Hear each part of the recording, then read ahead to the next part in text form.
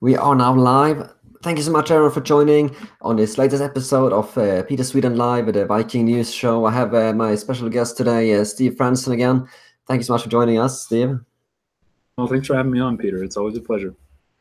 Excellent. No, thank you so much for joining us. And today we will be talking about different news topics, current events going on from Europe, and we will have a special segment later on from America, which Steve will bring us. He's got some good, interesting stories about Trump and some trade deals, I understand, and very much look forward to that. And yeah, I have to apologize, by the way, if I look a bit tired. I haven't had much sleep recently. 4 hours sleep last night, 6 hours sleep this night. A lot of stuff going on, so apologize if I'm a bit tired. But we have some good stories coming up, so I hope you bear with me. And I guess let's just jump right into the first story. Let's just kick it off with quite an interesting story from Clownland, Britain. So we have the University of Manchester that is now, well, the BBC is reporting that they are now banning, the student union there is now banning clapping because it's apparently triggering anxieties for some people for whatever reason. I cannot understand it, but let me just bring up the tweet here on the screen for you guys to see for yourself. So BBC reporting clapping has been banned at University of Manchester Students' Union to avoid triggering anxiety and improve accessibility. Students are instead encouraged to use jazz hands to express their support for whatever speaker. So in case you don't know what jazz hands is, I don't know. I don't really want to do it on the screen. It's a bit embarrassing. But jazz hands is basically like woo, something like that. Some pretty I don't know, emasculating kind of thing. I don't know. What do you think of this, Steve? I mean, what's going on? Well, I think it's that was the most Swedish jazz hands I've ever seen. So I'm not sure that I want to do it either. If you're really, I mean, if you're really curious about jazz hands, you can YouTube it. It's, you know, I guess it's picked up in popularity in the United States in the last couple of decades. But it just shows you the craziness that is happening within the higher education industry. Well, I guess you can call it industry. It's more just like a socialist soup in the UK. They are training people to become so sensitive that even the sound of clapping is like a form of violence. It's like a microaggression. And so because it's a piercing, loud sound, this can't be allowed. And we have to have, you know, alongside with our crying closets, we in our hug days where, you know, you go and you get hugs for free at the student union. You're also going to be seeing jazz hands now at the university. It's the University of Manchester. Correct. Yes. It's unbelievable. So, but it is all in line with in keeping with the infantilization of people in the UK. I mean, they have been able to own guns there forever. Most of their major industries are nationalized or socialized to some degree. Men cannot be men in the UK. And of course, there's a blatant double standard here, because if you are a Muslim in the UK, you can have your Sharia courts, you can have multiple wives. I'm sure in some cases, the court system has allowed people to beat their wives if they're Muslims. So all sorts of... Well, in Sweden, we have they're actually allowing child marriage as well. That's incredible. And so to have a student union ban clapping, it's in keeping with the eradication and the erasure of all Western tradition, all Western values and culture, and then this blatant double standard that's allowed to play, where we're letting all the Muslims in the UK do basically whatever they want, beat up anyone they want, rape anyone they want. So we'll see how long you people in the UK can last with your jazz hands. I hope that this may be the straw that breaks the camel's back and you see some real political change there, but it's really just in keeping with the infantilization. Well, the thing that strikes me is, you know, 100 years ago, these guys, well, not 100, 70 years ago, 70, 80 years ago. So these guys, the young British people were out facing, were being mowed down by Nazi gunfire on the beaches of France, and now they are triggered by someone clapping their hands. I can kind of imagine their grandparents. You know, they were through quite a bit tougher circumstances than that on the beach of Normandy. Yeah, you know, the Brits come from sterner stuff, but we're to the point where you almost have to be an effete sort of cosmopolitan, gentle gay man drinking soy lattes to be left alone by the PC police. And of course, that'll never be enough for them, because eventually just the fact that you're a white male will be enough. So clapping is a form of encouragement. Clapping is a form of, it's like a positive thing to do, but they've somehow managed to turn this into a negative. They're banning all sorts of things. This is just the beginning. So, and we of course see all sorts of craziness out of Manchester from the police there. The police department in Manchester, totally crazy. I believe they're one of these police departments that are tweeting out that online hate speech will not be tolerated. If you publish your grocery list and it includes alcohol, then that is a hate crime. And so it's getting really outlandish. But the Brits need to remember their history. They need to remember they come from sterner stuff, and they stood tall against Hitler and his Luftwaffe, and they helped liberate France and stuff like this. They've done some pretty staggering feats of masculinity. What a sad thing to be reduced to this. Yeah, no, it's incredible. I mean, the UK is just going. I don't know. It's hard to describe. I mean, what's going on over there anymore. And I mean, you talked about, by the way, just earlier. I was just reminded about the left is actually starting to eat itself now in the UK as well. There's this feminist blogger. We talked a little bit about this. There's this feminist blogger who put out this billboard sign, the definition of a woman, but it was taken down for being transphobic. And she is a feminist campaigner herself. It's kind of like they're just going so much into madness. The left is they're just starting to attack each other now, just crazy. And then we have another story as well. Let's see. Yeah, I think this might be a good time to talk about these Emmanuel Macron pictures that has been in the news recently. I have some screenshots here. If anyone wants to see, I don't know if you want to see these pictures, but let's do it for the public's interest. I would say. So we have these pictures here of Emmanuel Macron, the president of France, posing with these lovely people. One of them is actually a convicted robber, I believe. And he's here I think it's one of these two guys. You see one of them giving the middle finger, and he's got his pants down to his knees. The other guy is doing some other gang sign or something, and it looks like Macron is really enjoying himself in this photo. And you also have another photo with this one. I don't know what to say about this. I'm feeling a bit uncomfortable. Yeah, I mean, Macron looks like he's poised to do a sex act, or at least take his own shirt off. But it was really sad. I mean, Macron is supposed to be the leader of the French Republic, and here he is doing these gangster pictures.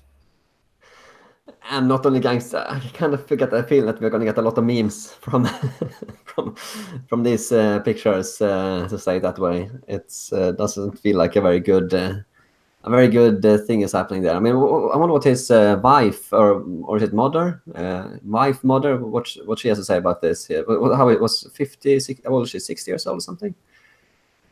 Someone in the chat is saying that we're going to see him covered in baby oil sooner than later, and I think there's probably some truth to that. I mean, Macron is just pandering with these photos, and there's this big myth that Africans are a large part of France's heritage and identity, and that really isn't true. France did hold some colonies in Africa, and yeah, there's been some crossover up into France, but nothing like what Spain has seen or even what Italy has seen historically. So he really is just playing the leftist angle.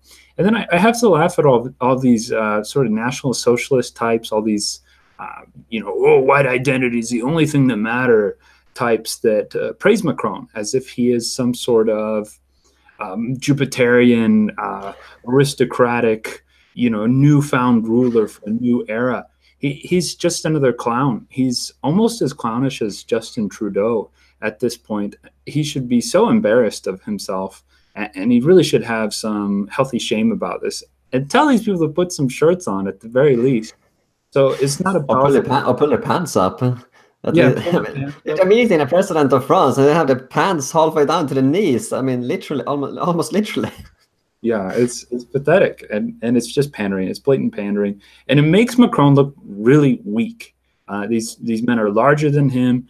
They are more muscular than him. It really is bordering on softcore pornography. I know this is a Christian channel, so we're not going to use any curse words here to describe what he could be doing with these people. These are just the photos that we're seeing. We don't know what Macron and the elites are doing at their parties, but if they are showing this sort of stuff in public, who knows? Yeah, that's a good point to bring up. He's probably doing these jazz hands, I guess, a lot. Yes, he's doing jazz hands in private with these gangster thugs. And this isn't the first time. I mean, he had a photo shoot come out, I don't know, like 6 months ago, and he was with some, French Africans or whatever, and these people had fishnet shirts on and leather, and I think one of them may have had a choker or something on, and they were wearing dark sunglasses. And so what kind of future are we looking at in France if these are the messages and this is the optics of the French president? It's just pathetic. Yeah, no, exactly. It's not fit for a president at all. It's really not. And one thing, by the way, I believe I remember seeing somewhere, we're talking about elites here. I believe I remember seeing somewhere that Macron is actually a Freemason. Did you know anything about that? I know a bit about Freemasonry, but so much of it is conspiratorial, so much of it is hearsay. But if he is indeed a Freemason, I do think he has to take a blood oath to the Freemasons, not to divulge their secrets upon pain of death. If Macron is and we know he's a Rothschild banker, we know that he was largely financed by international finance during his run-up to his election, where he defeated, of course, Marine Le Pen. So if he's involved in these secret societies, then I mean the basic point of entry is that you have to take a blood oath. And so we have a guy that maybe has taken a blood oath, and then he's taking pictures with these sorts of people. You can only imagine the moral depravity and he is with a woman 25 years his senior or something like this. So we can only imagine the moral depravity of a person like this behind closed doors. We only see these little things slip out here and there, but what kind of stuff is he involved in behind the scenes? Who knows? And that's what the thing that these elites do. They have people, when they kind of they have people do depraved things to kind of have get them into the system and kind of destroy their moral senses, I guess, kind of, if you understand what I mean. That's a lot of things that they do, from what I have understood, at least from researching some of this stuff. So that's I mean, it was really strange stuff like sex magic, using sex to open up doors of perception. So they're doing weird orgies and stuff like this. And also, it's worth bearing in mind that France has had an interesting history of prime ministers with, let's just say, prime minister wives and just sex and decadence in general as a part of their culture. They really embraced it. That has a lot to do with what the French Revolution was about, was a throwing out of morals and of Christian morals, and giving into impulse and lust and the expansion of state power. So they're not exactly sitting on very good moral turf. And we can just imagine that these people are involved in really nasty stuff. I mean, it's right there. It's just beyond the veil. It is very easy to speculate this. Well, there was actually, I remember there was in the news a couple of years ago in the UK, the former Prime Minister David Cameron. It was revealed some of the things that he had done when he was at Eton College. He was initiating some of these frat clubs or whatever they had going on there. And for the initiation, they had him as they got like a pig's head, I think, and he had to do things with it, with the pig's head, if you understand what I mean. Really nasty stuff, and this was actually revealed to the public a couple of years ago in the UK. If someone can do that kind of thing, do that with a dead pig head. Yeah, you can kind of. They could perhaps be doing quite a lot of other not so very nice stuff as well. So yeah, I think there's something to it. I mean, even like checking out the Satanist aspect of things, we don't even have to go occult. You look at people like Richard Branson or some of these other international playboys, or Dan Bilzerian. Even Dan Bilzerian is starting to pull in political players and people that have real power in society. These guys, by all intents and purposes, they're having sex with different models every week. I mean, they're bringing around models and they're having lavish parties in the tropics, and a lot of influential people attend this stuff. So it's really like, even if you don't want to get crazy creepy with the Satanist stuff, I mean, I won't even mention that Bush was in the Skull and Bone Society. It's really easy to see that sex is a huge part of the decadence of the elites. And Macron taking these softcore pictures with these guys, what is he thinking? He's not projecting presidential power. So they want their sex, and they have the money to be able to buy these Instagram models like they do and get involved in all sorts of nasty stuff. Well, I mean, talking about going to different parties and stuff, I mean, everyone probably knows about the infamous spirit cooking WikiLeaks things from a couple of years ago. And it was actually revealed, what's her name? Meghan Markle, the girl that's now the princess in the UK. I think she's from Canada. Her mother is black, her father is white, I think. She was actually together with George Soros' son at this spirit cooking event. This Ibrahimovic or whatever her name was, the same one that came out in the WikiLeaks thing.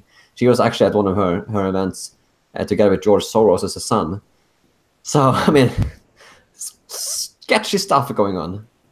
Yeah, it's sketchy. And I don't know that the Department of Trump's, at least in the United States, Trump's Department of Justice has really even pursued a lot of this stuff outside of prosecuting child trafficking and making a special emphasis on that in law enforcement.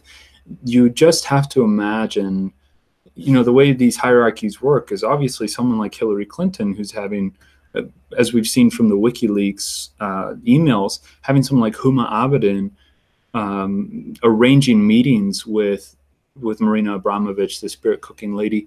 You're going to see probably over time, if the good people stay in power and we hold off the Democrats in the midterms, you'll see the dominoes start to fall, and you'll start to see low-level players fall, and they'll turn in mid-level players. And then eventually we will see the elite indicted for some of their crimes. But right now it's a conspiracy. It's very still hush-hush, and there is a deep state that is covering up a lot of this stuff. Some of the work that Mike Cernovich was doing and some of the stuff that Alex Jones found out was that the deep state is taking photos of people in compromising situations, sometimes drugging them. I mean, Alex Jones had an attempt at drugging made upon him. They will drug people that they want to blackmail, and they'll put them in a hotel room or something like this, and they'll take photos of them with children and with people that have been child trafficked. And then they'll just keep this as evidence to use as blackmail against these people, keeping them from speaking out about what is really going on. And then the few that do sort of break through and have a clean conscience about it, like the guy that was asking Bush, he asked Bush and Kerry, I believe it's John Kerry on Meet the Nation. I think his name was Chris Wallace. He asked about Skull and Bones, and then boom, a month later he dies from a heart attack. So the few people that do, have some sort of effectiveness in terms of exposing this, they will be disappeared. They're like Seth Rich. They're just killed by the elite. It's a lot of sketchy stuff going on for sure. And did you hear, by the way, regarding the Swedish elections? Do you know about the Trilateral Commission? All right, technical difficulty. No, I have not heard about that. Trilateral Commission. It was a organization founded by David Rockefeller in 1974, I believe. It's a secret, kind of a secret society, secret group. Is working trying to influence. It's been criticized as being undemocratic. They're trying to influence school books and textbooks and all of this kind of stuff. And it was started by Rockefeller, and it was actually revealed here in Sweden a couple of days ago that the leader for the Center Party, Annie Lööf, is actually been a secret member of this Trilateral Commission for a long time, and she actually attended Bilderberg this year, the Bilderberg meetings. And she attended the Bilderberg meetings last year. And last year, when she attended the Bilderberg meetings, they said that she would, quote, make a good prime minister. And the very interesting stuff happening now is that the way things are going, there is a possibility that she could actually become the prime minister of Sweden, even though she only got 8-9% of the votes. Because the way they're now working with the coalitions, trying to keep the Swedish Democrats out, there's actually quite a real possibility that they might actually put her in as prime minister, which would be a very strange coincidence if that happened. And it's a very much a real possibility at the moment. Well, it shows you the power of finance. I mean, here in Montana, we have a senator. He's one of our two senators, John Tester, and he's a Democrat. And he basically, he's kind of a socialist. He puts in these, we got to get more money for the veterans, more money for the Indian police, more money for the farmers. He's always trying to give subsidies to special interest groups, but painted as a Montana values sort of thing. He actually is the #1 recipient of lobbyist money in the United States. I believe he brought in one calendar year over $440,000 from lobbyists. And of course, he used some of that money, it would appear, to buy a $1 million mansion for himself in Washington, D.C. And there you drive around Montana, and there are John Tester signs everywhere. Yet in the polling, his opponent, Matt Rosendale, who has appeared with Donald Trump at several points and has appeared with Donald Trump Jr. just in the last week, they're polling neck and neck, but you don't see any Matt Rosendale signs. And a lot of that has to do with the big money that these Democrats are getting. We know that finance is just pouring money into the coffers of Democratic candidates or Democrat candidates, and it has everything to do with how these people will vote, how they will undermine the nationalist agenda. And then, of course, some of these people are made people. You have someone like Keith Ellison, who there are 911 calls on record stating that he was a sexual abuser. He was involved in a sexual crime, yet he isn't under investigation. So some of these people are almost, it's like the mafia. It's like they're made, they're untouchable. And so finance will continue to do this because the Democrats and the liberals in whatever country will pass laws, and they will pass subsidies and different sort of assurances to keep international finance wealthy, keep Wall Street wealthy, and keep these people, it's like almost like a feedback loop, and they need each other, and they're all parasites on the general populace. And that is the huge problem. If it was just capitalism, if it was just, everyone's making a profit, that would be fine. But it, of course, comes at a huge expense to the average person like you and me. Well, I mean, it's not real capitalism, in my opinion. What we have, well, it's kind of funny, they had leftists saying, "Oh, it's not real socialism. It's not real communism," but here I am saying this is not real capitalism. But I would say I'm right. This is not real. It's not the real free market. It's corporate capitalism that we have. We have these big, huge monopolies that are kind of taking over the role as a big government state, really, in one sense. So what you want is to kind of is somehow get a free. I'm not sure how that would work exactly. I'm sure there's people that know better than me, but you want a fair, real free market rather than what we have today. You want a situation where people who commit high crimes receive high punishment. We had a Well, guy. not in Sweden. It is so bad right now in the West. People that will embezzle $1 billion will get like a 6-month prison sentence in a white-collar prison, and they'll get to keep a lot of the money that they embezzled if they have political friends.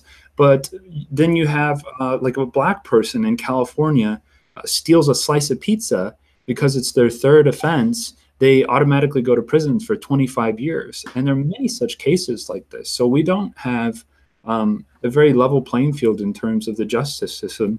And that's why a lot of these people can get away with this. George Soros knows he can pour, $10 billion into different organizations to try and turn the midterms blue. And this is just tampering, and this has everything to do with election laws and stuff like this. He's skirting along and taking advantage of the bad justice system we have in place in order to do what he does. Where someone like you and me, hey, maybe we get caught at a polling station changing votes or something like this. I mean, I'm not saying we would ever do that, but we would get so much more of a prison sentence than someone like George Soros. So we just don't have any sort of, I guess, equality or I don't like using that word. Equality is not my favorite word, but we don't have a very level playing field in terms of justice. No, definitely not. It's there's a lot that could be improved, and especially now that from Sweden. I mean, I see. By the way, we are getting Steve Franson back shortly here, so I'm just going to take over it quickly. He's coming back shortly. Yeah, regarding the justice system in Sweden, as many of you probably know, it's quite crazy. I mean, just this week, we had a 65-year-old pensioner, a woman, named Christina. She was sentenced to 3 months in prison in Sweden for having criticized Islam on Facebook. Basically, blasphemy laws now in Sweden. Meanwhile, we have a couple of months ago, there was a man named Muhammad, something like that. He was convicted of raping a 13-year-old girl. He got 150 hours community service. Compared that to the woman who criticized Islam, she got 3 months prison. That's not really justice. That's just insane. So that's terrific. When people see miscarriages of justice like this, we see this with the Kavanaugh hearings, and this good man who is having his life utterly destroyed for nothing, for being a white male, and Trump choosing him. I mean, that's basically the reason why the left is destroying his life. When people see this from afar, when they see this miscarriage of justice, this rapist, this Muslim rapist getting community service and getting off so easy, they want to participate in society less. And this gets in a little bit to what people are saying in the chat, and they're talking about incels and this whole incel revolution. It really has to do with young men opting out. We have such a toxic, disciplinary or justice environment, a cultural environment for young men, that so many of them just don't even want to participate. We're seeing a rise in, Jeff Giese was just tweeting this out. He said, we've got a rise in, let me pull up the tweet, of despair suicides. And, this is primarily among white men with no college degree. And this has a lot to do with the sociocultural roots of society. We're seeing so many young white men who have no college degree killing them.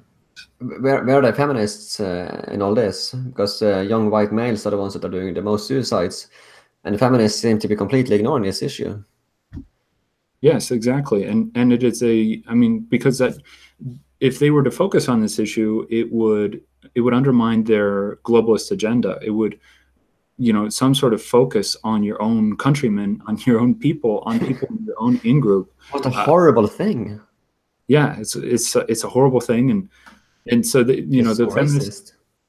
feminists are driving a lot of these suicides. I mean, the feminists have a toxic ideology of exclusion of men and, to put men lower down on the privilege ladder just arbitrarily, because white men are born into a position of privilege. So it's really pathetic what is going on. These miscarriages of justice just drive good people out from seeking positions of power and influence in society. And that just leads to more suicide and more drug addiction and a lot more video gaming and stuff like this. And that has a lot to do with the incel culture. There's this meme going around. I think the 30-year-old boomer, I think, is part of it. And there's another meme, and it's just pointing out like young men are in such despair. So we have to speak up about these miscarriages of justice. Otherwise, no one is going to do anything about it, and nobody's going to vote any differently. And we'll just see more and more disenfranchisement of young people. Yeah, no, and that's why we're doing this, to try and help, try and inform people and make society better. Really, I mean, that's the whole point of doing these shows. I just want to get a super chat, by the way, here. I think you'll have some thoughts on it, probably, Steve. A super chat here from a guy who calls himself Goy Gone Wild from Denmark, I believe. He asks, "What is your opinion on about Barbara Specter?" Do you want to answer that, or shall I answer that?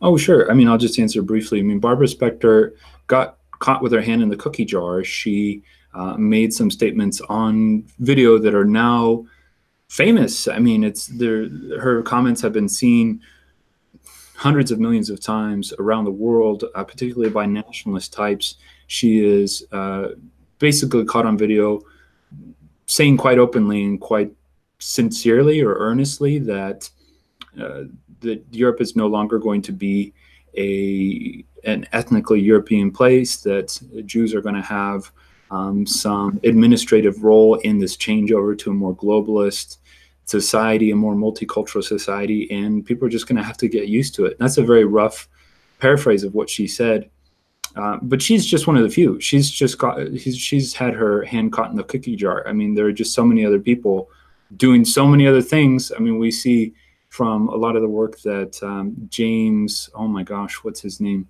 The fellow doing these exposés on the deep state, and he was, I forget his name, James O'Keefe. He was doing exposés on these people. We learn when we see the footage from ACLU meetings and SPLC meetings and people that go undercover in Antifa, just how much of an anti-white male agenda there is among these elites. But they learned from Barbara Specter's example that you do not get caught on video being very, very explicit about these things. You have to do it at meetings behind closed doors, like Google executives have done. So that's some thoughts on Barbara Specter anyhow. Yeah, no, I think my thoughts on her, I think it's quite a good summary. My thoughts on her, Barbara Specter, she's in Sweden, and she is an advocate for open borders and all this stuff. She is running an organization, I believe, and she said basically what you said, that Europe needs to become multicultural in order to survive, and all of this nonsense. I think what this guy asking the question was referencing to was probably he probably wants to talk about where this person is from. She's Jewish, but I'll just say to that, I mean, there are good Jews, and there are bad Jews, just like there are good whites and bad whites. I mean, there's a lot of bad whites that are well, in Sweden's example, you have the leftist and liberal white people who are basically responsible for bringing in all of the people to Sweden and these mass migration policies and all of that. And of course, you have Jewish people and other people of other ethnicities as well. So I wouldn't go around blaming that on Jewish people. I know a lot of good Jewish people. I mean, Laura Loomer, she's Jewish. She does a good job. But I mean, regarding what she said, Barbara Specter, about this multiculturalism stuff and all that, of course, that is just complete nonsense, and I strongly disagree. And I mean, this is basically what these leftists are talking about all the time. What they want to do. And it was actually, I don't know if you saw this, Steve, but there was actually a photo that came out with Barbara Specter and a group of other people from the Green Party she was together with, and they were doing the ISIS salute in the photo, all of them. Which is quite okay. What's going on here? She's a Jewish woman, and she's doing the ISIS salute. That doesn't really make any sense. And you have the other people from Green Party and a white people, they're also doing this salute together with her. I mean, I don't know. I was trying to find the photo. I think I might have found it. I'll bring it up on screen if you haven't seen it. Let me see if I could find it. No, I don't think I could find it actually, but I did tweet it some time ago, this photo. It is out there. If you search Barbara Specter salute or finger or whatever, you should find it. But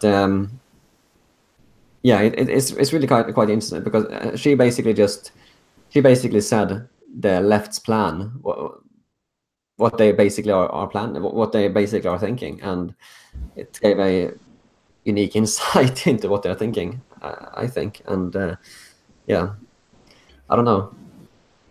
Well, and there is some tie-in with ISIS and Israel. There have been rumors that Israel was supplying and training ISIS, and then we have also rumors that the CIA, well, we have actually forensic evidence that the CIA was sending contractors to work with ISIS, and I don't have the links available right on me. It's, you know, that was news from like 10 months ago. It happened quite a while ago, but there is tie-in between ISIS and Israel and ISIS and the deep state. So I believe ISIS did an attack in Israel once. Yeah, I remember seeing that they actually attacked Israel. So. Right, the rabbit hole goes deep, but it's worth noticing that when President Trump got into office, ISIS was summarily crushed, and suddenly international relations between Israel and the United States changed in their tone quite drastically. And, you know, it's not all good. We're obviously subsidizing, the U.S. taxpayer is subsidizing the Israeli military and just Israel in general to the tune of $3.8 billion a year. So it's obviously a very parasitical relationship there. But let's bear in mind, you know, the United States is sending millions of dollars to India, millions of dollars to Pakistan, millions of dollars to Venezuela, $300 million a year to South Africa. So many of these third world countries or second world countries, and I would dare say Israel is a first world country, have a parasitical relationship to the United States. Not to mention Saudi Arabia. Saudi Arabia, yeah, absolutely. And Saudi Arabia was putting the Muslim Brotherhood firmly entrenched into Washington, D.C. So the corruption runs deep, and you know, not to get too far away from the Barbara Specter question, is that yes, there do seem to be plots against Western sovereignty on the part of different ethnic groups. But let's bear in mind that so many groups want to see the downfall. Some of them are purely ideological. Some of them have some ethnic crossover.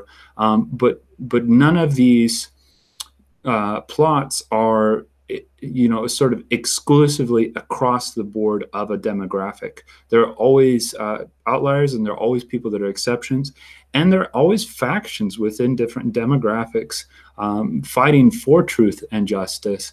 And so it's important to build an alliance with these people and to build our own solidarity as Westerners so that we can just have the strength to bat away these things. I mean, I think of the parable of the lion and the mouse, and we need to be more like the lion and less like the mouse.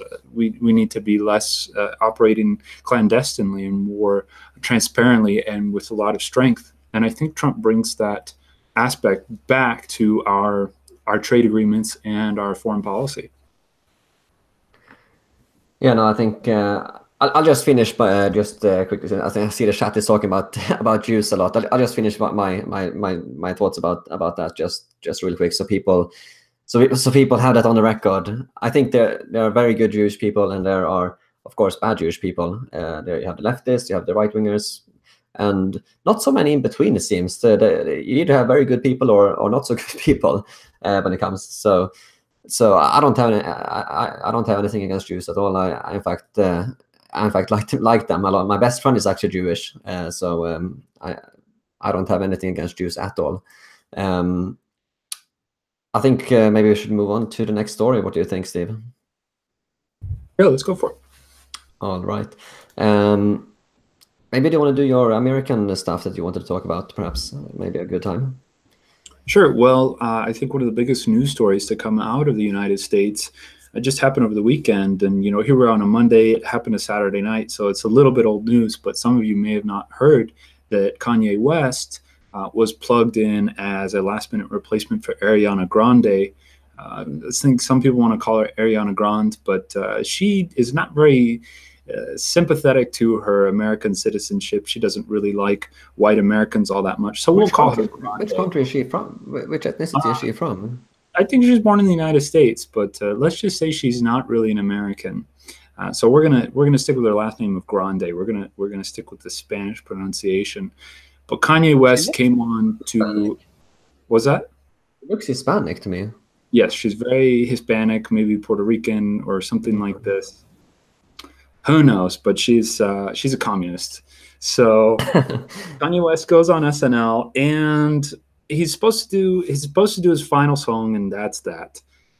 But he went out for his final song, and he was wearing a MAGA hat. And then he started talking about how the producers of the show didn't want him to come out with the hat on, and he started sort of just kind of, I don't know how you want to call it, jiving, or he's just talking. He's talking with a lot of confidence. And he was saying the blacks always want Democrats. You know, it's like the plan they did to take the fathers out of the home and put them on welfare. Does anybody know about that? That's a Democratic plan. Did he actually say that? He actually said this. The people at SNL were going. Sounds like he's been listening to Candace Owens. Yes, it's words straight out of Candace Owens' brain. Of course, she's been massively influenced by Stefan Molyneux. So it's a very sort of short distance between Stefan Molyneux and Kanye West. And I dare say Kanye West is the most influential black man in the United States, and certainly one of the wealthiest black men to ever grace the planet. But this set off a huge flurry of disavowals and characterizations from the liberal media. You know, Trump today was just saying, I call you guys another wing of the Democratic Party. He was saying about the media.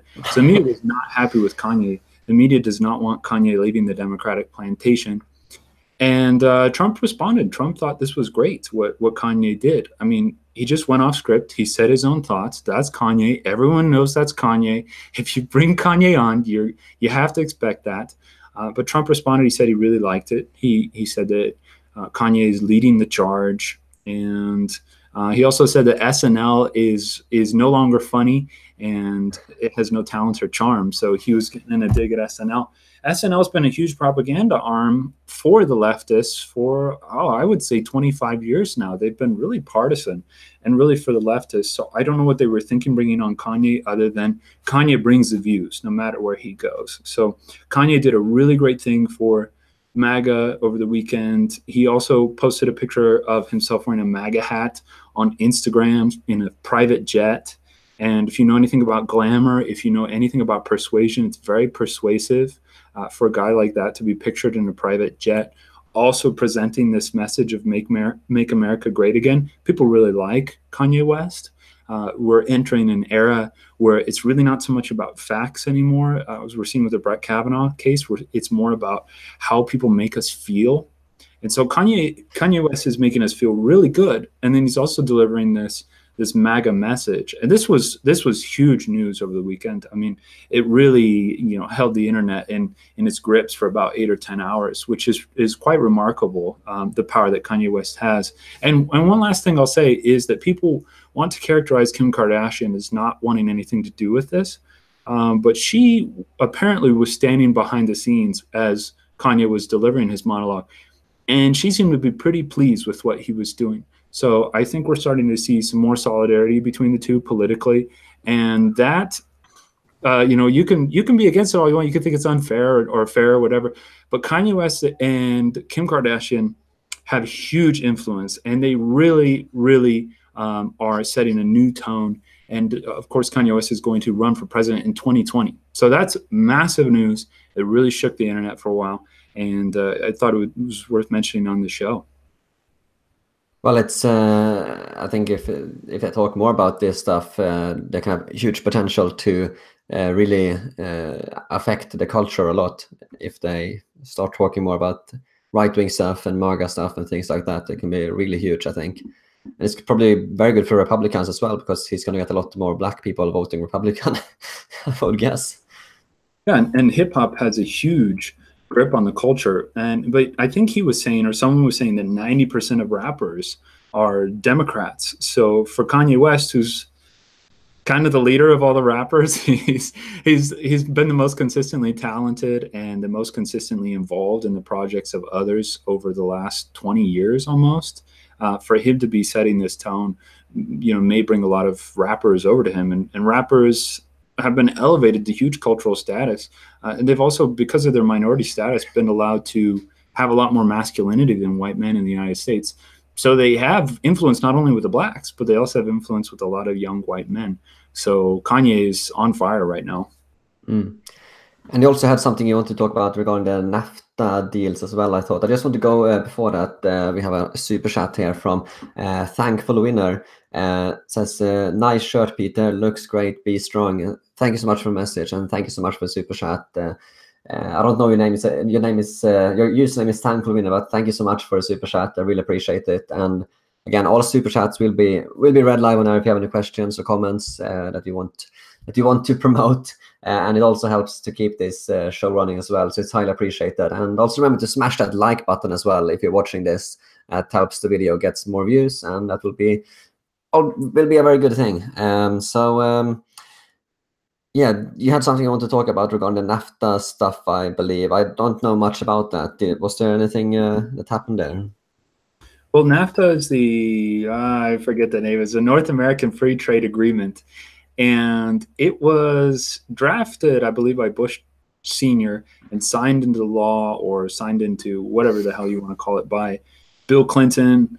And then we basically saw most of the manufacturing in the United States leave the country, and it just gutted out the Rust Belt, and it led to all sorts of, it has continued to hold America in its death grip.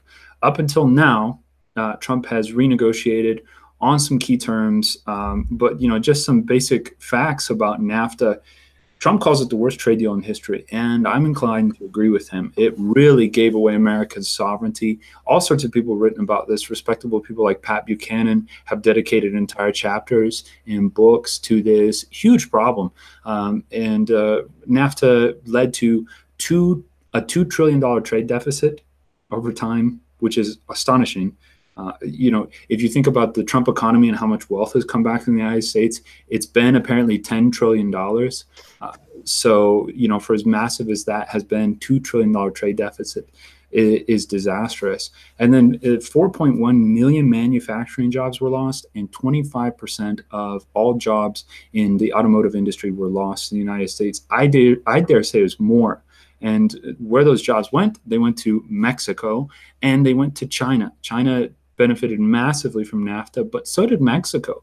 Toyota is the #1 automaker in the United States, and they actually have most of their production plants in Mexico. So this was a huge problem, but Trump was on it. This was one of his campaign promises, was to renegotiate NAFTA. He obviously was in some pretty high-profile conflicts with Justin Trudeau, a little bit of back and forth between them. Trudeau obviously playing the beta, and Trump being the alpha, and eventually, as usual, because Trudeau is who he is. And he enlisted Bob Lighthizer, who was the deputy U.S. trade guy for President Ronald Reagan. He's the guy that negotiated a lot of bilateral trade agreements for the United States. Real top-notch guy, and also a registered Republican. And Bob Lighthizer and his group basically worked with Mexico and with Canada over the last year and a half to put in what is now being called, and this is the biggest news of today. This is what's happening today. It's been announced today. It is on all the news cycles right now. Is he announced the USMCA. So I believe it would be the United States, Mexico, Canada agreement. And this is huge for the United States. It brings a lot of power for us back to the negotiating table. And it looks like Trump's got his sights set on the EU next. But it does some really cool things, like it makes it so that in Canada and Mexico, they have to enforce U.S. copyright law the same way that the United States does. So we're going to see a lot less intellectual theft. I know that if you're one of these big brain anarcho-capitalists, you know that copyright law and intellectual property is not really a thing. I get that. But just from a trade and economic standpoint, this is a huge win for the United States at a nationalistic level. It also contains the strongest protections for trade secrets out of any of the trade agreements the United States has been able to strike up so far. We're having a huge problem with China taking so many of our trade secrets. I mean, they send the Chinese over, they put them in our university system, that fast tracks them for citizenship, and then these Chinese agents go into government and they go into industry, and then they send the trade secrets back home to China. Well, that has happened between us and Mexico, and it has happened between us and Canada as well. Something to look out for. And then as a person living in Montana, and I mentioned John Tester earlier, a guy who he's apparently a third generation farmer, and he thinks he's a real winner for the farmers here in Montana, and has been very opposed to Donald Trump on the trade wars that Donald Trump has struck up and the tariffs that Donald Trump has tried to strike up. Oh, well, this is bad for Montana farmers.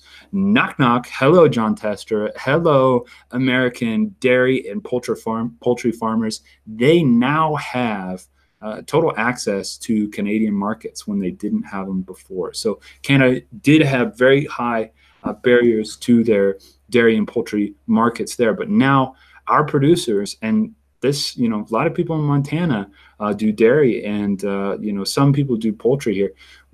Our farmers are now able to access Canadian markets, no problem. And this, the Canadians are very happy about this. So I was watching their parliamentary meeting today, and a couple of their parliamentary members were saying, "Oh, this is great! It secures a pipeline to food for Canada." Canada's been having huge problems with high food prices. So now that there's competition coming in from the United States farmers, we have much more arable land, we have much more farmers, and we're a total powerhouse when it comes to dairy and poultry.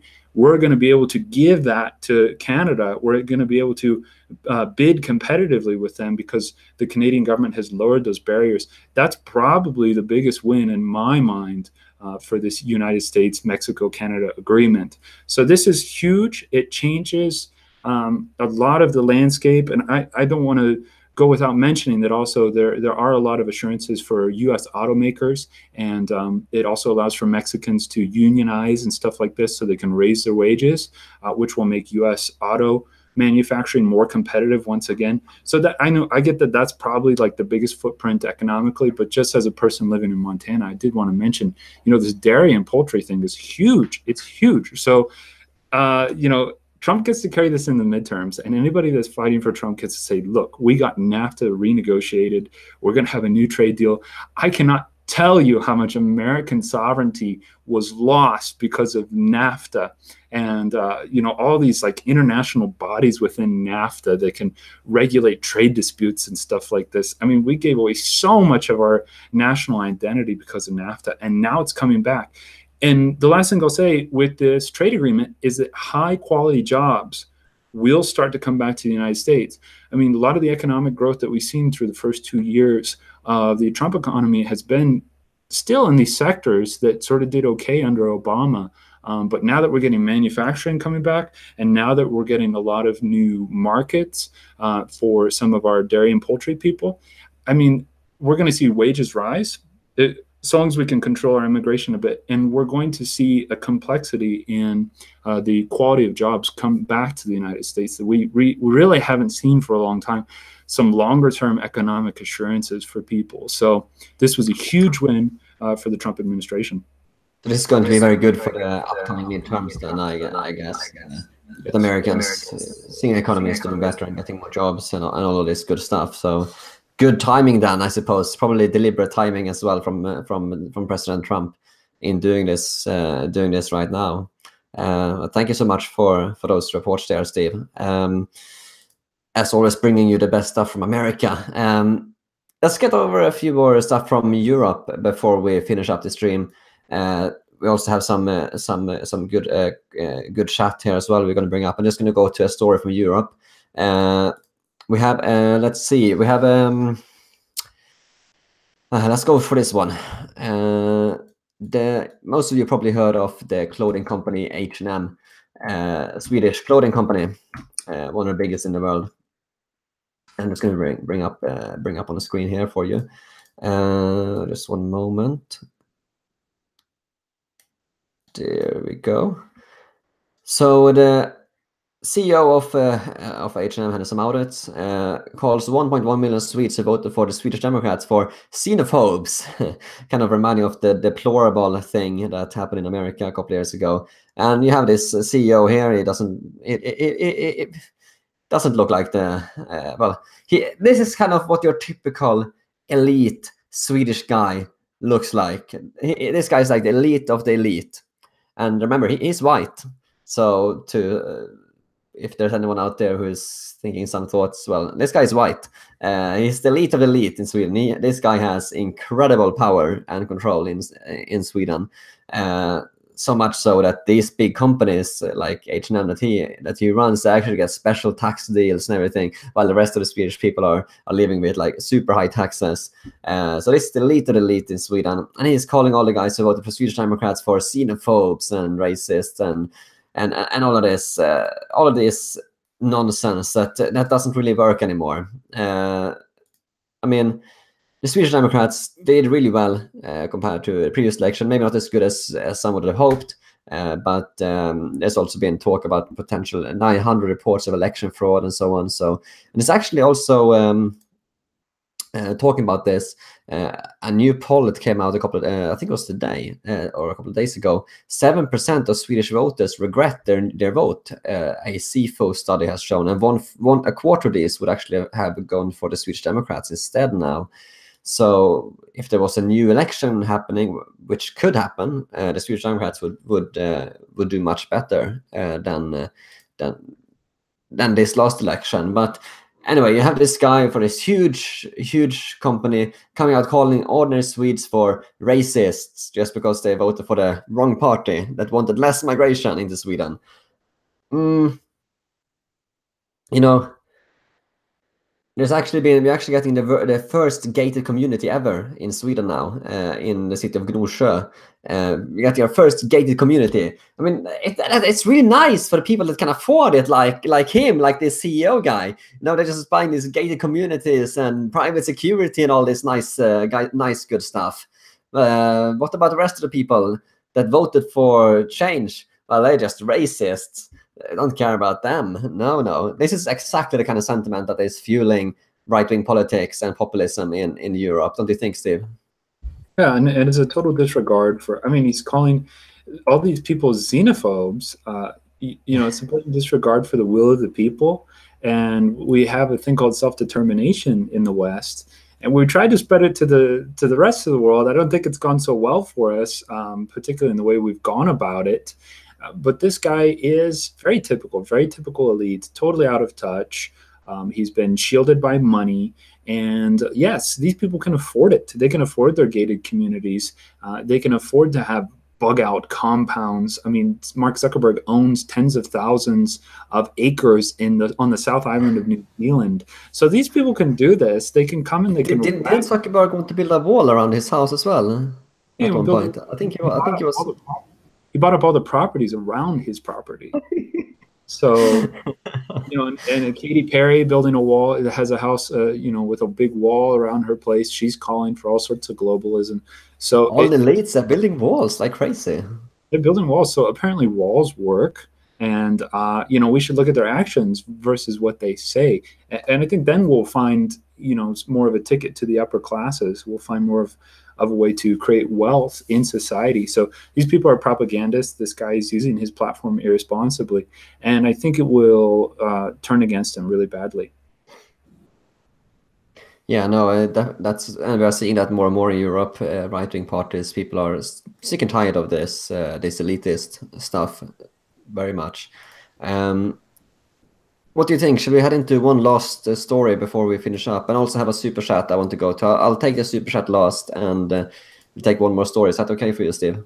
Yeah, let's do it. Yeah, excellent. So let's see which one.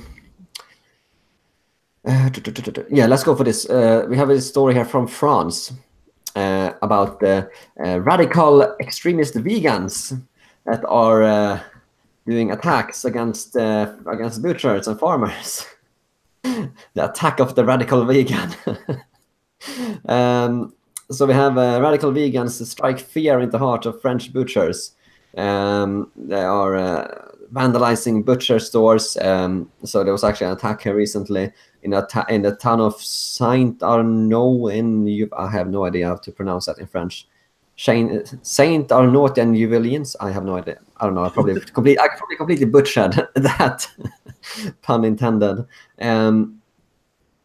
Yeah, it was vandalized by some people, and they found the graffiti said "End the Repression," which is a common graffiti done for the vegans. So that's how I knew it was radical vegans. The shop owner says, and they've actually asked for government protection as well now because of these radical vegans. Since the start of the year, they've had 17 butcher shops vandalized probably because of these people, the radical vegans.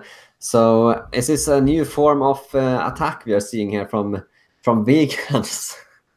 Are they drinking too much soy, or what's happening here? Well, yeah, I think they're delusional. And the thing about delusional people is that they're totally convinced that they're correct, and they do not respond to feedback. They don't respond to empiricism. They don't have any empiricism in there, so they're totally convinced. But if they're really radical, I mean, I would say they should take up the rights of children. They should work for children's suffrage, because in a lot of the West, children are actually treated worse than animals. I mean, animals, we got to get them massages, and we got to get them animal therapy, and we have to raise them free range and all this stuff. Whereas children are made to go through these propaganda camps behind barbed wire and chain link fences and armed guards called public schools. So if these people were really radical, if they really stood for something that rocked the status quo, they would take up the rights for children. Yeah, no, exactly. There's so much more important things to do than being a vegan activist. I mean, why would you want to be a vegan activist? I don't know. It's I probably won't upset most people by saying this, but meat. Well, you're supposed to eat animals.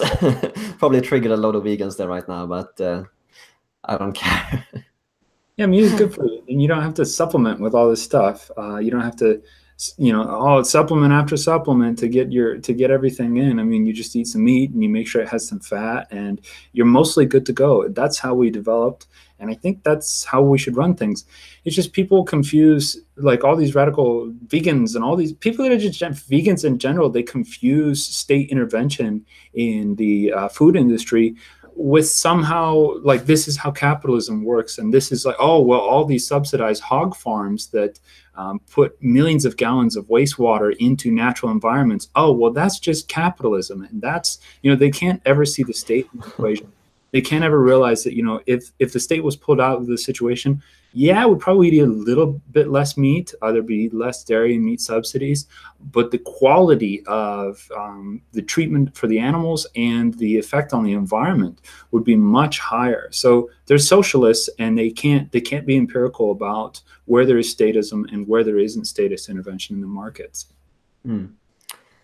Exactly. And I don't know, what do you think? Shall we try and wrap it up on that, Steve? I'm just going to get to the super chat here. I saved it for last. Thankful winner again, super chat. Thank you so much. I did put a promise in the description that I would play the piano if you got a super chat over €5, and this super chat guy here actually requested a piano song from me.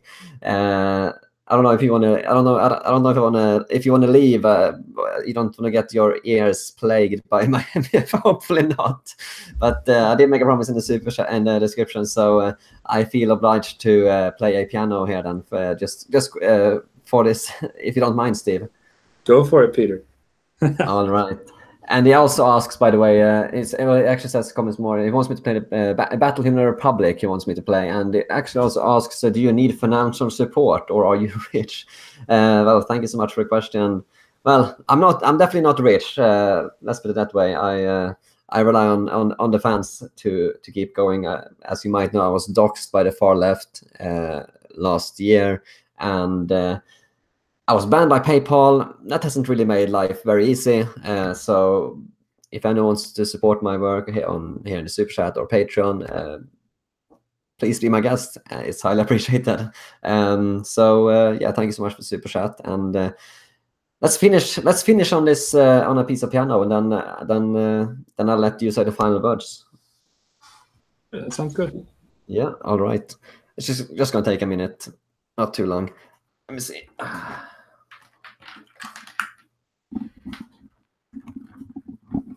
I'm just gonna move the microphone up closer to the piano so you can all hear.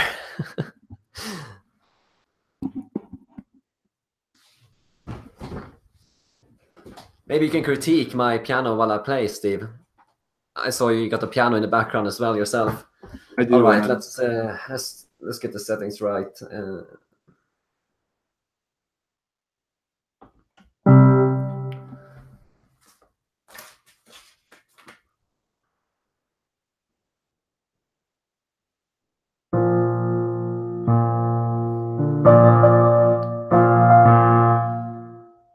You know what? I'm just going to play. I don't have the sheets for the first part, so I'm just going to play. I'm actually just going to play the last part of the battle hymn, if you don't mind.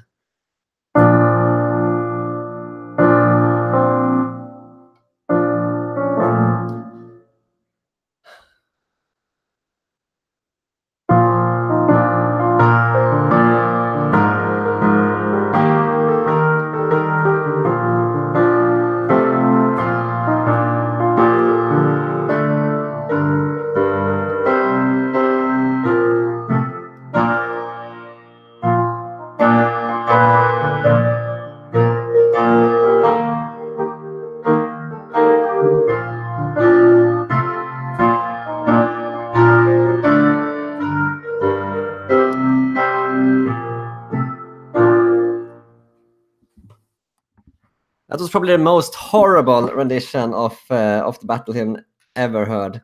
I could not play today at all. That was probably the worst ever.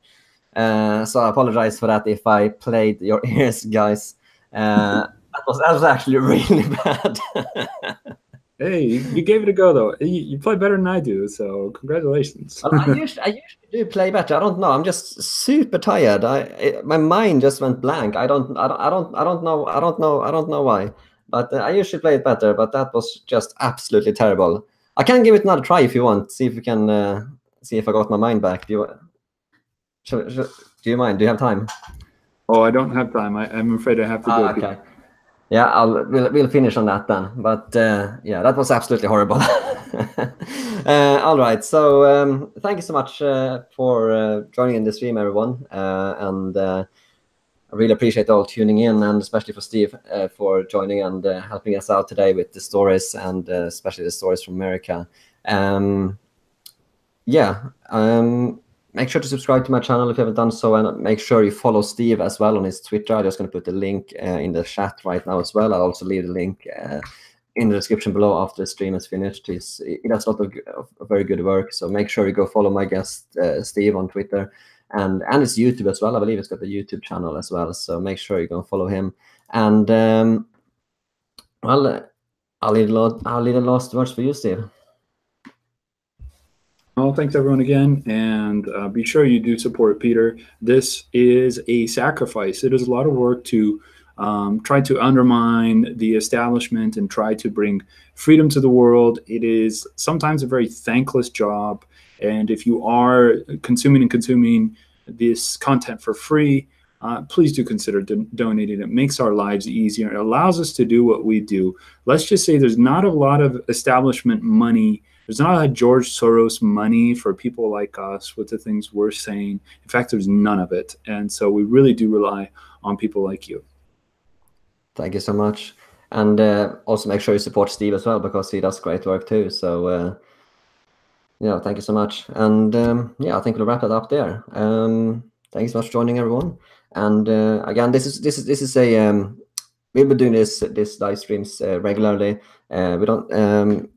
I haven't confirmed with Steve yet when he can do the next live stream. We'll definitely keep you updated on when we can do the next one. We'll be having on Thursday. We'll be doing the next live stream at the same time, 10 p.m. Norwegian time, which is 9 p.m. UK time, which is whatever time in America, whatever time zone you are. So make sure to tune in again on Thursday at 10 p.m. Norwegian time, 9 p.m. UK time. And we look forward to seeing you again soon. Oops, microphone. Yeah, I think it's stable. Yeah, we look forward to seeing you again soon. Thank you so much, and goodbye.